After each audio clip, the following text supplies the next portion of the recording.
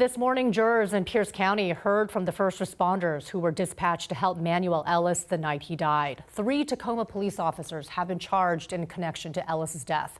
Officers Matthew Collins and Christopher Burbank face second-degree murder and manslaughter charges. Officer Timothy Rankin is charged with manslaughter. King 5's Lionel Donovan is in the courtroom and has more on what happened this morning. Lionel.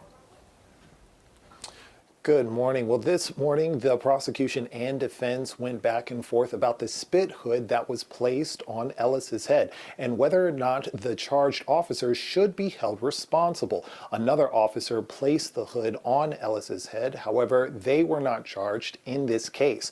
Ultimately, the judge decided that since these 3 officers did not put the hood on Ellis themselves, legally they cannot be held responsible for its impacts. Once that was settled, the jury was brought in to hear from a paramedic who answered that call back in March of 2020. Nicholas Wilson is a 12-year veteran of the Tacoma Fire Department. He testified that he got the call to go to South 96th and Ainsworth at 11:26 p.m. and arrived at the scene 7 minutes later. He noted that there were multiple police vehicles already there, forcing his team to park about a block away from where Ellis was.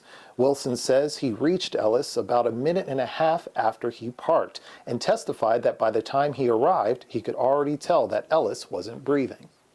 Just like I can sit here today and look at you and watch your chest rise as you breathe, and everybody sitting in the jury and everybody in the courtroom, you can make an assessment of somebody's ability to maintain their own airway, to breathe, and their level of consciousness.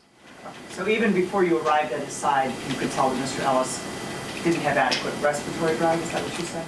Correct. Now, before court went into recess for lunch, the defense was also able to ask Wilson about that night and his assessment of events.